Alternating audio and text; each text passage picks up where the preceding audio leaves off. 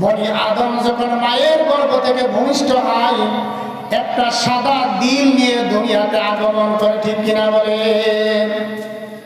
White board দেখছেন নাকি? White board, যে বোর্ডের উপর কালো মার্কার দিয়ে লেখা হয়, বলে যে বনি আদম যখন দুনিয়াতে ভূমিষ্ঠ হয় তখন দিলটা থাকে হোয়াইট বোর্ডের মতো। ইন্নাল আবদা ইজা আখতা খাতিয়াতুন নুকিতাত ফি কলবিহি নুকতাতুন সাউদা। বনি আদম যখন একটা গুনাহ করে তখন তার সাদা দিলের উপর একটা কালো দাগ পড়ে যায়। ফাইজা হুয়া নাজা ওয়াস্তাগফারা ওয়া তাবা সুকিলা কলবাহু। সুবহানাল্লাহ। বলে যে বনি আদম যখন একটা গুনাহ করে তার দিলের উপর একটা কালো দাগ পড়ে যায়, আবার যখন একটা গুনাহ করে তখন বনি আদমের দিলের উপর আরেকটা কালো দাগ পড়ে যায়। ফাইজা হুয়া নাজা ওয়াস্তাগফারা ওয়া তাবা সুকিলা কলবাহু। যখন বনি আদম যখন তাওবা করে, ইস্তেগফার করে, তখন আল্লাহ রাব্বুল আলামিন তার দিলের জংকে পরিষ্কার করে দেন। সুবহানাল্লাহ।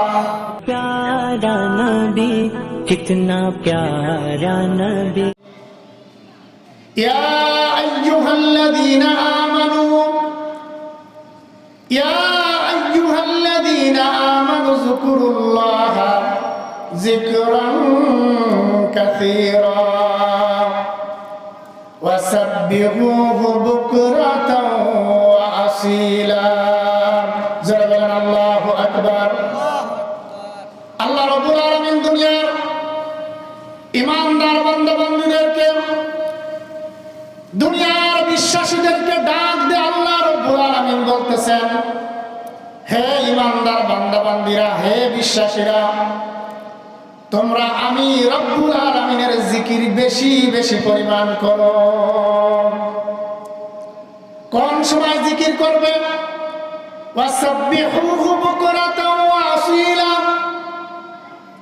আল্লাহ রাব্বুল আলামিন বলছেন, বিশেষ করে সকাল এবং সন্ধ্যায় আমি মাওলা পাকের জিকির তোমরা বেশি বেশি পরিমাণ করবে। সুবহানাল্লাহ। জিকির কেন করা দরকার? জিকির কেন করতে হবে? জিকির আছে তো দুনিয়া আছে, জিকির নাই তো দুনিয়া নাই। দুনিয়াতে যখন আল্লাহ রাব্বুল আলামিনের নাম উচ্চারণ করার মতো একজন মানুষ যখন দুনিয়াতে থাকবে না, আল্লাহ রাব্বুল আলামিন তখন দুনিয়াটাকে ধ্বংস করে দিবেন। বলে যে জিকির আছে তো দুনিয়া আছে, জিকির নাই দুনিয়া নাই। দুনিয়াতে শুধু মানুষ জিকির করে না, আল্লাহ রাব্বুল আলামিনের যত মাখলুকাত রয়েছে সমস্ত মাখলুকাত আল্লাহ রাব্বুল আলামিনের নামের জিকির করে। জোরে বলেন সুবহানাল্লাহ। আল্লাহ রাব্বুল আলামিন পবিত্র কুরআনুল কারীমের সূরাতুল হাদীদের 1 নম্বর আয়াতে কারিমার মধ্যে আল্লাহ রাব্বুল আলামিন জানিয়ে দিয়েছেন, সাব্বাহা লিল্লাহি মা ফিস সামাওয়াতি ওয়া মা ফিল আরদ।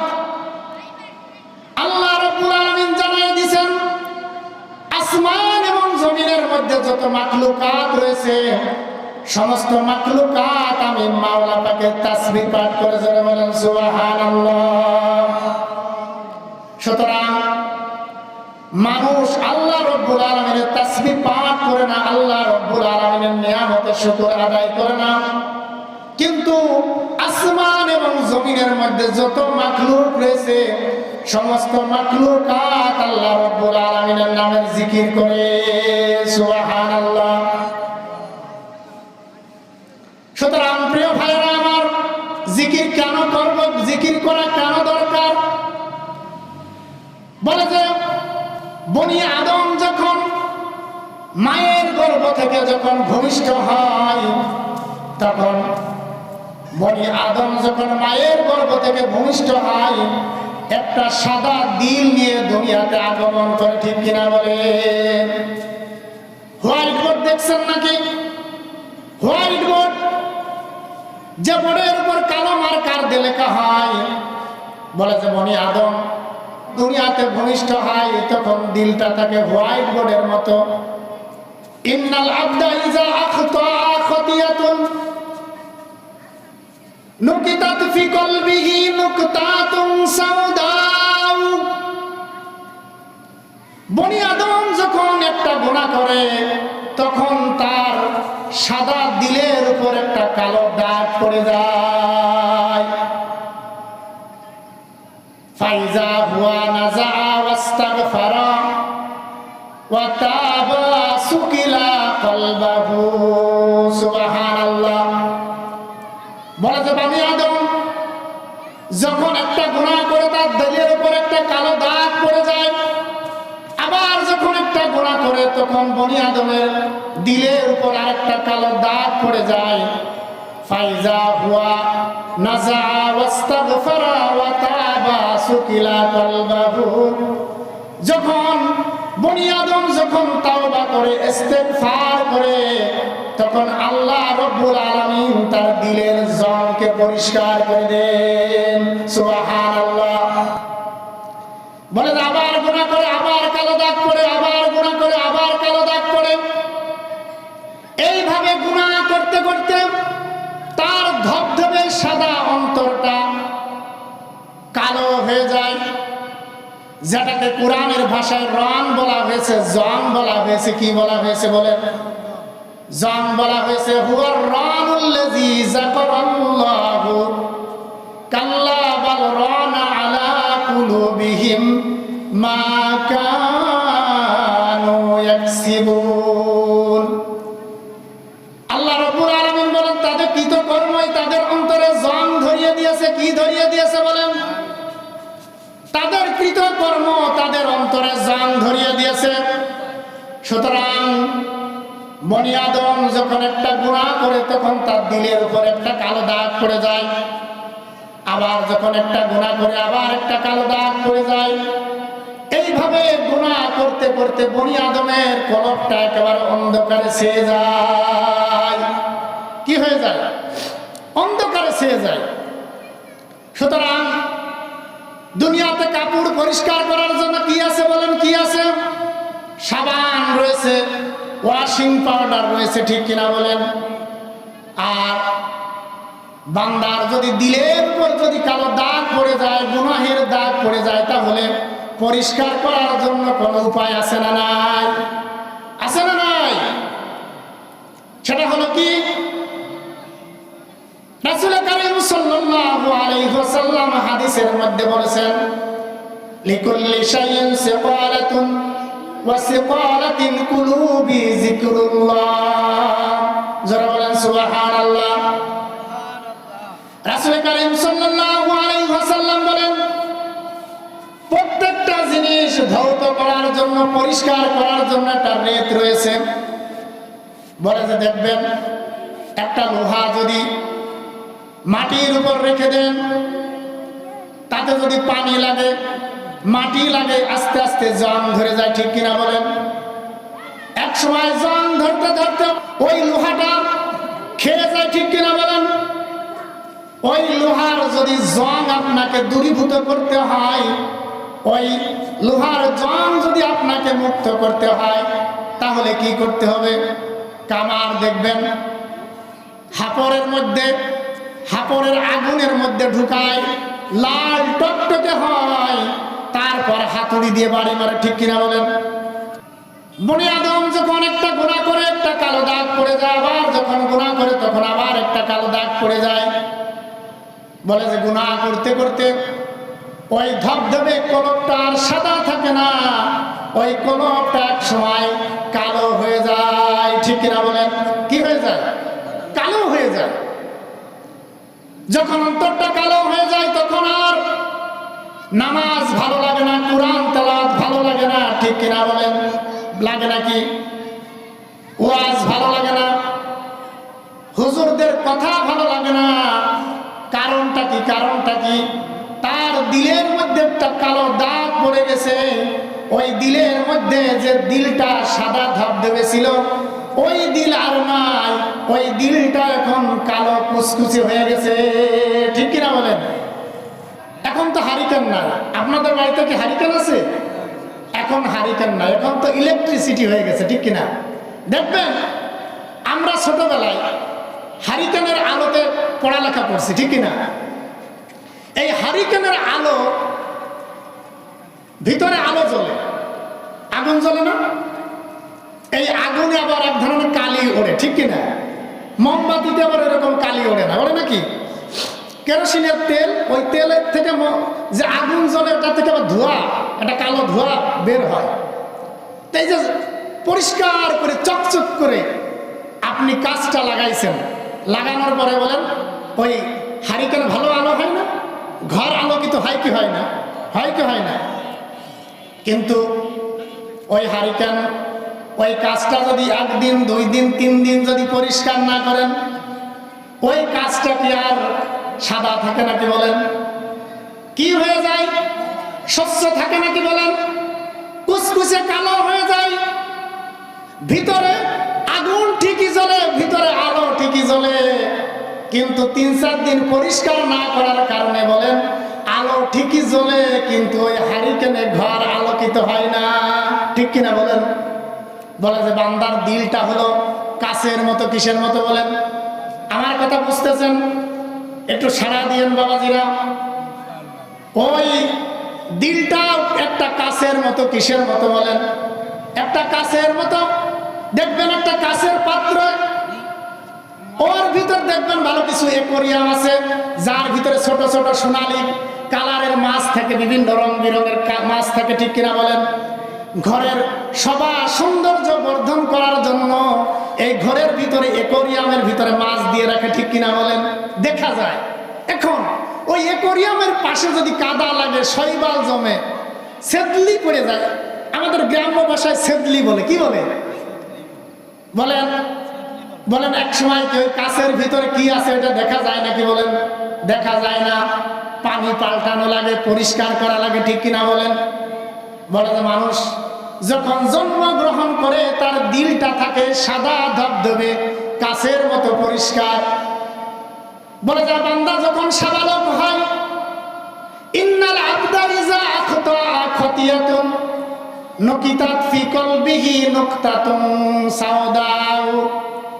বলে বান্দা যখন একটা গুনাহ করে, ওই কাচের মতো স্বচ্ছ কলবটার উপর একটা কালো দাগ পড়ে যায়। কি পড়ে যায়?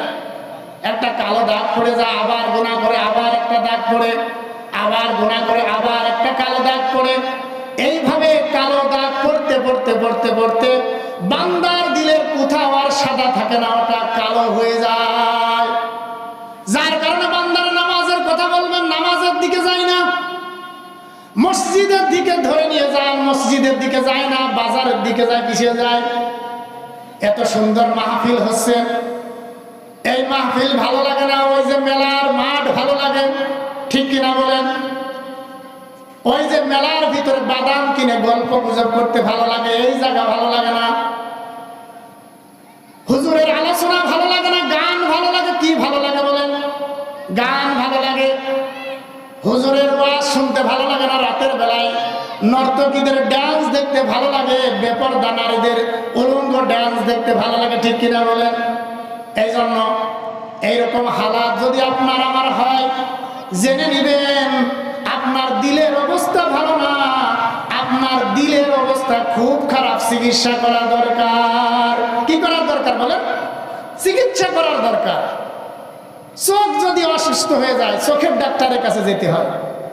যদি মাথার সমস্যা হয়, মাথার ডাক্তারের কাছে যাওয়া লাগে, ঠিক কিনা বলেন? যদি কানের সমস্যা হয়, নাক কান গলা বিশেষজ্ঞ ডাক্তারের কাছে যাওয়া লাগে কি লাগে না?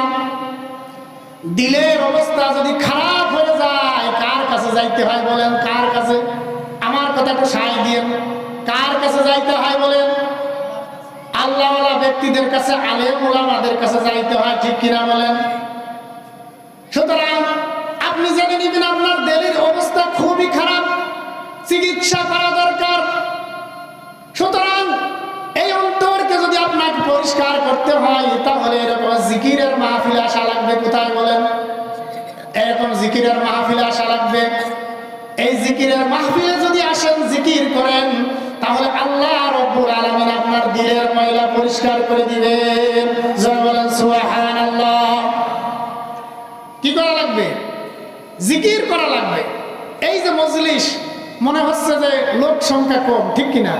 কিন্তু আপনারা জানেন না এই মজলিসের যে এই মুহূর্তে কত দাম, এই মজলিসের উপর যে কি পরিমাণ রহমত এবং বরকত নাজিল হচ্ছে, আপনাদেরকে আমি ভাষায় প্রকাশ করে বোঝাতে পারবো না। রাসূল হাদিসের মধ্যে বলছেন, ক্বালা নবী সাল্লাল্লাহু আলাইহি ওয়াসাল্লাম, লা ইয়াকুদু কওমান ইয়াযকুরুনাল্লাহা আযজা ওয়া জাল্লা।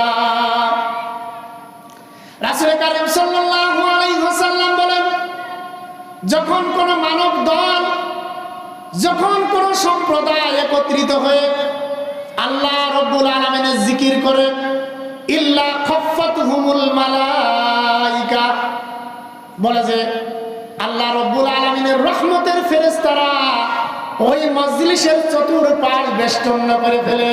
যারা বলেন সুবহানাল্লাহ।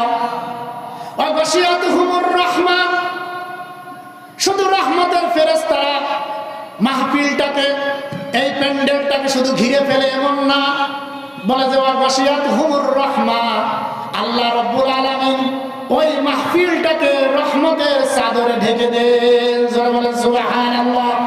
ওয়া নাযালাতুহুমুস সাকিনা, এবং আল্লাহ রাব্বুল আলামিন ওই মজলিসের উপর সাকিনা বর্ষণ করতে থাকেন। সুবহানাল্লাহ। আর আস্তে বলেন, সাকিনা বর্ষণ করতে থাকে। কি বর্ষণ করতে থাকেন বলেন ভাই? শুধু প্রশান্তি নাজিল করেন এমন না। যদি এই দুনিয়ার মানুষ জানতো যে এই মুহূর্তে এই মজলিসের কি দাম, ওই মেলার প্যান্ডেল ফেলে এই জায়গায় আসতো।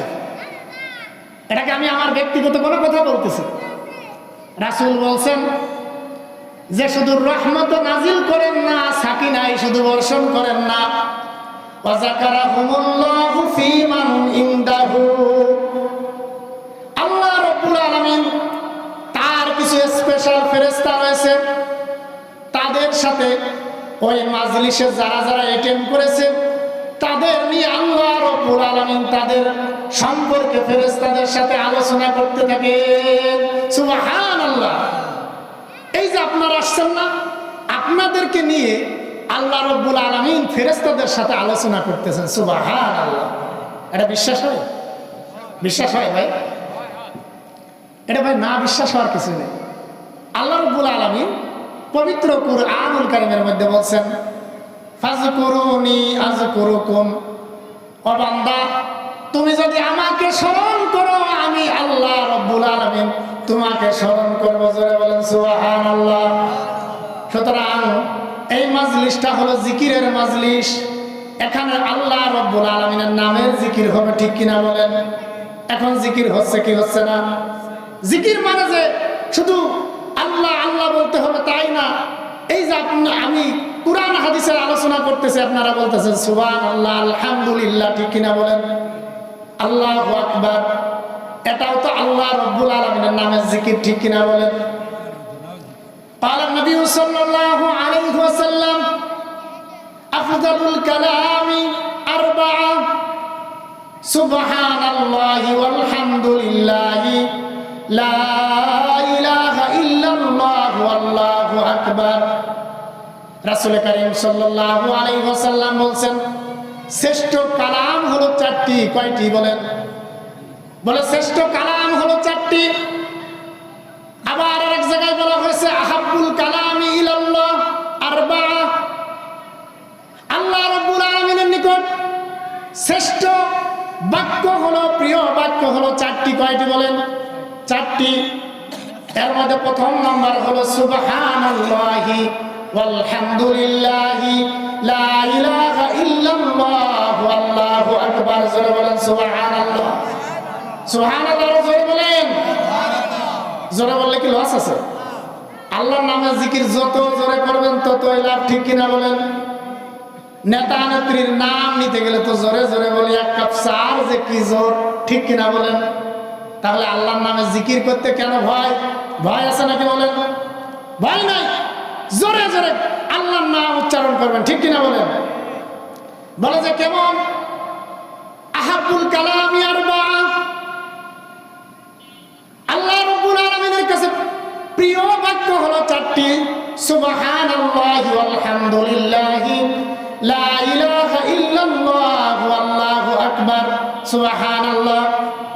সেই চারটা বাক্যর মধ্যে সুবহানাল্লাহ, আলহামদুলিল্লাহ, লা ইলাহা ইল্লাল্লাহু আল্লাহু আকবার, এই চারটা বাক্য আল্লাহর কাছে সবচেয়ে প্রিয়। যে আল্লাহর বান্দা বান্দীরা একবার বলবে সুবহানাল্লাহ, আল্লাহ রাব্বুল আলামিন সাথে সাথে তার জন্য জান্নাতের ভিতরে একটা বৃক্ষ তৈরি করে দিবেন। যারা বলেন সুবহানাল্লাহ। রাসূল কারীম সাল্লাল্লাহু আলাইহি ওয়াসাল্লাম বলেন, বৃক্ষটা এত বড় এত বড়, সেই বৃক্ষের ছায়া এত বড়, কোন দ্রুতগামী ঘোড়া যদি 500 বছর দৌড়াতো তবুও সেই বৃক্ষের ছায়া দৌড়ায় শেষ করতে পারতো না। যারা বলেন সুবহানাল্লাহ। আরেকটা হাদিসের মধ্যে আসছে, রাসূল কারীম সাল্লাল্লাহু আলাইহি ওয়াসাল্লাম বলেন, সুবহানাল্লাহ আলহামদুলিল্লাহ মিজানের পাল্লার অর্ধেক, আল্লাহু আকবার ওইটাকে পরিপূর্ণ করে দেয়। যারা বলেন সুবহানাল্লাহ। তাহলে সুবহানাল্লাহ আলহামদুলিল্লাহ মিজানের পাল্লার অর্ধেক নেকি দিয়ে ভরে দেয়। সুবহানাল্লাহ, আল্লাহু আকবার বলার সাথে সাথে আল্লাহ রাব্বুল আলামিন মিজানের পাল্লাকে পরিপূর্ণ নেকি দিয়ে ভরে দেন। সুবহানাল্লাহ। আরেকটা হাদিসের মধ্যে আসছে, সুবহানাল্লাহ আলহামদুলিল্লাহ দুনিয়া এবং আসমান জমিনের যে মধ্যবর্তী জায়গা রয়েছে, এই মধ্যবর্তী জায়গা অর্ধেক নেকি দিয়ে ভরে দেন। যখন আল্লাহ তাআলার বান্দা যখন বলে আল্লাহু আকবার, বলে যে সাথে সাথে আল্লাহ রাব্বুল আলামিন আসমান এবং জমিনের যে ফাঁকা জায়গা রয়েছে, ওই ফাঁকা জায়গা আল্লাহ রাব্বুল আলামিন নেকি দিয়ে পরিপূর্ণ করে দেন। সুবহানাল্লাহ।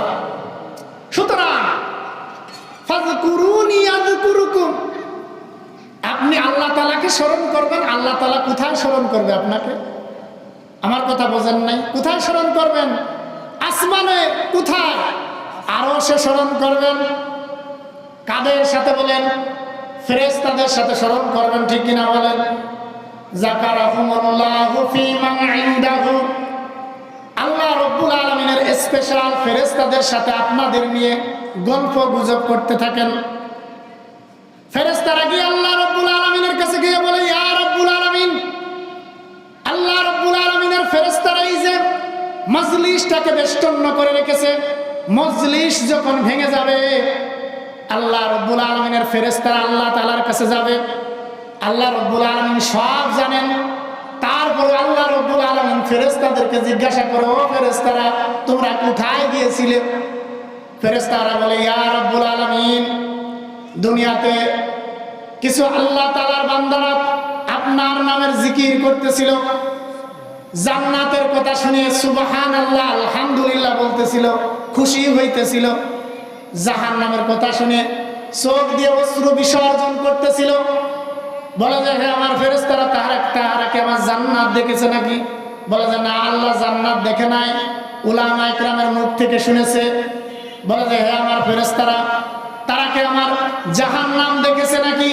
বলে যে, না, আল্লাহ জাহান্নাম দেখে নাই, আপনার উলামায়ে কেরামের মুখ থেকে শুনে জাহান্নামের ভয়ে চক্ষু দিয়ে অশ্রু বিসর্জন করতেছিল। যারা বলেন সুবহানাল্লাহ। সুতরাং আল্লাহ রাব্বুল আলামিন ফেরেশতাদের মুখে যখন এই কথা শুনবেন, শোনার সাথে সাথে আল্লাহ রাব্বুল আলামিন ফেরেশতাদেরকে বলবেন, ও আমার ফেরেশতারা, তোমরা সাক্ষী থেকো, আমি আমার ওই সমস্ত বান্দা বান্দীদের জীবনের সমস্ত গুনাহ খাতা মাফ করে দিলাম। সুবহানাল্লাহ।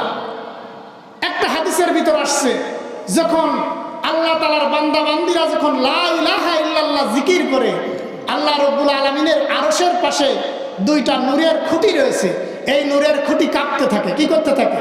ফাজাইল আমালের ভিতরে আসছে, কিতাবুল জিকিরের মধ্যে আসছে যে ওই নূরের খুঁটি কাঁপতে থাকে।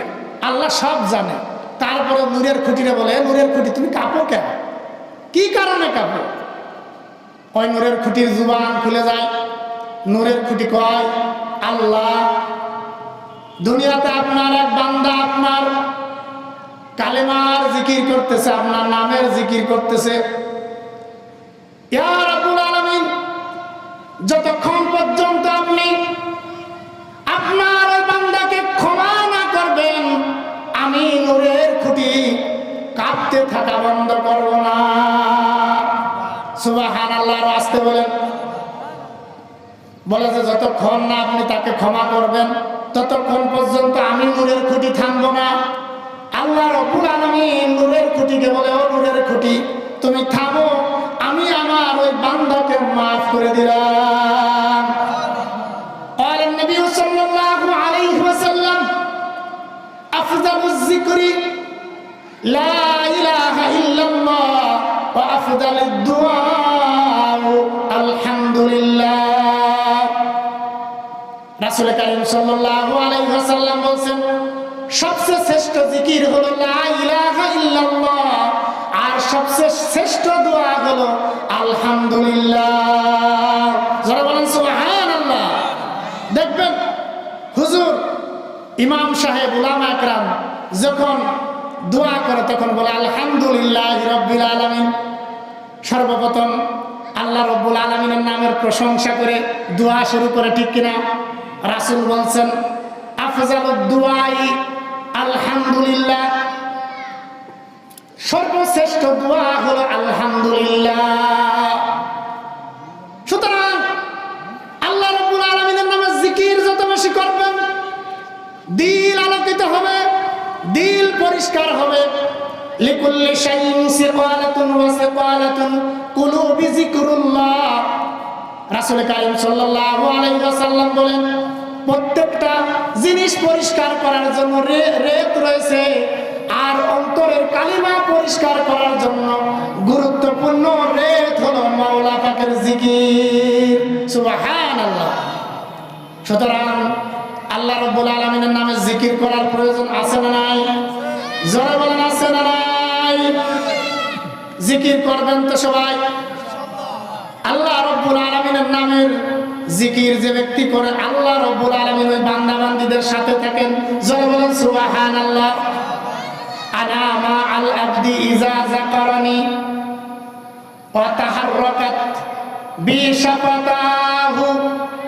রাসূল কারীম সাল্লাল্লাহু আলাইহি ওয়াসাল্লাম বলেন, আল্লাহর যে সমস্ত বান্দা বান্দীরা আল্লাহ রাব্বুল আলামিনের নামের জিকির করে তাদের সাথে থাকে, ওয়া তাহাররাকাত বি শাফাতাহু, বলে যে আমার বান্দা আমার নাম স্মরণ করে তার ঠোঁট দয় নড়তে থাকে, তখন আমি ওই বান্দা বান্দির সবচেয়ে নিকটে অবস্থান করি।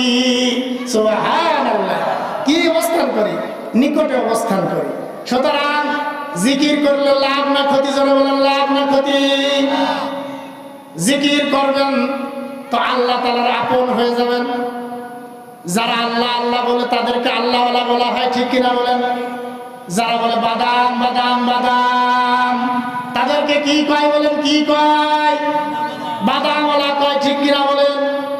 যারা বলে হাড়ি কুড়ি হাড়ি কুড়ি, তাদেরকে কি বলে বলেন? হাড়িওয়ালা বলে, ঠিক কিনা বলেন? এইভাবে প্রত্যেকের এরকম একটা পদবি আছে না নাই? আল্লাহওয়ালা বান্দাদের পদবি আল্লাহওয়ালা, কিন্তু আল্লাহওয়ালা সবাই না। যারা আল্লাহর নাম যাদের দিলের মধ্যে সবসময় জাগরুক থাকে তারাই আল্লাহওয়ালা, ঠিক কিনা বলেন? সাবআতুন ইউযিল্লুহুমুল্লাহু ফি জিল্লি ইল্লা জিল্লুহু। রাসূল কারীম সাল্লাল্লাহু আলাইহি ওয়াসাল্লাম বলেন, কিয়ামতের মাঠে 7 শ্রেণীর মানুষকে আল্লাহ রাব্বুল আলামিন আরশের নিচে ছায়া দান করবেন। জোরে বলেন সুবহানাল্লাহ। কয় শ্রেণীর মানুষ? 7 শ্রেণীর মানুষ। তার মধ্যে এক শ্রেণীর মানুষ হলো রাজুলুন যাকারাল্লাহ খালিয়ান ফাফাদাত আইনাহু। বলে যে আল্লাহ ওই বান্দা বান্দীদেরকে আল্লাহ রাব্বুল আলামিন সেদিন আরশের নিচে ছায়া দান করবেন, যারা নীরবে নির্জনে আল্লাহ রাব্বুল আলামিনের নামে জিকির করে এবং চক্ষু দিয়ে অশ্রু বিসর্জন করে, জোরে বলেন সুবহানাল্লাহ। তাহলে আরশের নিচে কি সবাই ছায়া পাবে? সবাই পাবে? ছায়া পাবে না। আরশের নিচে ছায়া পেতে হলে কি করা লাগবে বলেন? আল্লাহ রাব্বুল আলামিনের নামে জিকির করা লাগবে, গোপনে নিরালে নির্জনে জিকির করা লাগবে। যদি জিকির করেন সেদিন আল্লাহর আরশের ছায়া ছাড়া কোনো ছায়া থাকবে না। সেদিন এই শ্রেণীর মানুষ আল্লাহ রাব্বুল আলামিনের স্পেশাল গেস্ট হবে, জোরে বলেন সুবহানাল্লাহ। কি হবে? স্পেশাল গেস্ট হবে। সুতরাং জিকির বেশি বেশি পরিমাণ করা লাগবে, ঠিক কিনা বলেন? জিকির কি করা লাগবে? বেশি বেশি পরিমাণ করা লাগবে। যত বেশি জিকির করবেন তত বেশি দিলের ময়লা দূর হবে। কি হবে বলেন? দিলের ময়লা দূর হবে। দেখেন, যারা আল্লাহ তাআলার নাম স্মরণ করে আল্লাহ তাআলা তাদেরকে ভোলে না। কি করে না করে বলেন? আল্লাহ রাব্বুল আলামিন তাদেরকে ভোলে না। হযরত নূহ আলাইহিস সালাতু ওয়াস সালাম তার অবাধ্য কওমকে 950 বছর দাওয়াত দিয়েছিল। কয় বছর? 950 বছর দাওয়াত দিয়েছিল। মাত্র মুসলিমে কিছু লোক তার ডাকে সাড়া দিয়েছে। একদিন নয়, 2 দিন নয়, 950 বছর দাওয়াত দিয়েছে। এক পর্যায়ে বিরক্ত হয়ে গেছে। অবাধ্য জাতিদের প্রতি এক সময় বদদুয়া করে ফেলেছে। ওয়াকালা নূহুর রাব্বি লা তাযার ইলাল আরদি মিনাল কাফিরিনা দাইয়ারা। ইয়া রাব্বুল আলামিন, আপনি এই অবাধ্য জাতিকে আপনি ধ্বংস করে দেন। কিন্তু নবীরা তো বদদুয়া করলেও কবুল হয়, দোয়া করলেও কবুল হয়, ঠিক কিনা বলেন? এখন আল্লাহ রাব্বুল আলামিন নূহকে বলেছেন, হে নূহ, অচিরেই প্লাবন হবে। আপনার ইবর যারা ঈমান এনেছে তারা ছাড়া সবাই ধ্বংস হয়ে যাবে। কি হয়ে যাবে বলেন? ধ্বংস হয়ে যাবে। সুতরাং আপনি আপনার জাতিদেরকে দাওয়াত দিতে থাকেন। তারা যদি আপনার কালিমা গ্রহণ করে আপনার নৌকায় ওঠে, তারা নিরাপত্তা লাভ করবে, তারা বেঁচে যাবে। বলেন সুবহানাল্লাহ। এলো সবাইকে দাওয়াত দেয়। অবাধ্য জাতি কয়, পরে এতদিন মনে করতাম পাগল, আজকে দেখলাম মস্ত পাগল, পাগলদের সর্দার। জীবনে দেখলাম না যে প্লাবন হয়েছে। শত শত বছর চলে গেছে, প্লাবন কোনোদিন হয় নাই, বলে প্লাবন হবে। গাঁজা খেয়ে আসছে, কি খেয়ে আসছে, এই রকমের তার কথাটাকে তারা হাস্য রসিকতায় উড়িয়ে দিয়েছিল। যাই হোক, উনার কাজ উনি দাওয়াত দিচ্ছেন। এখন ওই জামানায় উনার কওমের ভিতরে একজন আল্লাহওয়ালা, একজন আল্লাহ তাআলার বান্দি ছিল, যে সবসময় আল্লাহ তাআলার নামের জিকির করতো। জোরে বলেন সুবহানাল্লাহ। নূহ আলাইহিস সালাতু ওয়াস সালাম ওই বুড়িমার ঝুপড়ির কাছে গিয়েছে, ওই কুড়ে ঘরের কাছে গিয়েছে। ও বুড়িমা, বলে নূহ কি কর? বলে যে অচিরেই প্লাবন আসবে। যারা কালেমা গ্রহণ করবে তারা বেঁচে যাবে, যারা কালেমা গ্রহণ করবে না তারা মারা যাবে। এ বুড়িমা, আমি নৌকা তৈরি করতেছি, যখন প্লাবন আসবে তুমি আমার নৌকায় উঠবে। বুড়ি কয়, ও নূহ, প্লাবনের পূর্বে তুমি আমাকে একটু স্মরণ করিয়ে দিও, আমাকে ডেকে নিও তোমার নৌকায়, আমি যাব। নূহ আলাইহিস সালাতু ওয়াস সালাম দাওয়াত দিতে লাগলেন। নির্দিষ্ট সময় প্লাবন এসে গেছে। কি এসে গেছে বলেন? প্লাবন এসে গেছে। এখন সবাই নৌকায় আশ্রয় নিয়েছে। পানি আর পানি, তার ঘরের সন্তান পর্যন্ত প্লাবনে ভেসে গেছে। নূহ আলাইহিস সালাতু ওয়াস সালাম যখন নৌকায় উঠছেন, ওই বুড়ির কথা মনে উঠছে। কার কথা? বুড়ির কথা মনে উঠছে। এখন বুড়ির কথা মনে ওঠার পরে নূহ আলাইহিস সালাতু ওয়াস সালাম অনুশোচনায় ভুগতেছেন, মানে খুব কষ্ট পাইতেছেন। বুড়ি মার কথা ভুলে গেল। যখন প্লাবন সেরে গেল, নূহ আলাইহিস সালাতু ওয়াস সালাম কৌতূহল বশত ওই বুড়িমার ওই ঝুপড়ির নিকটবর্তী গেলেন। ঝুপড়ির কাছে গিয়ে দেখলেন যে ওই বুড়ি যেভাবে আল্লাহ রাব্বুল আলামিনের নামে জিকির করতেছিল, ঠিক সেইভাবে বসে বসে আল্লাহ রাব্বুল আলামিনের জিকির করতেছে। যারা বলেন আল্লাহু আকবার। ওই আল্লাহ নামের জিকির করতেছে। বুড়িকে নূহ আলাইহিস সালাতু ওয়াস সালাম প্রশ্ন করার পূর্বে আল্লাহ রাব্বুল আলামিনের সাথে তার কথাবার্তা চলতেছে। ইয়া রাব্বুল আলামিন, কিভাবে সম্ভব?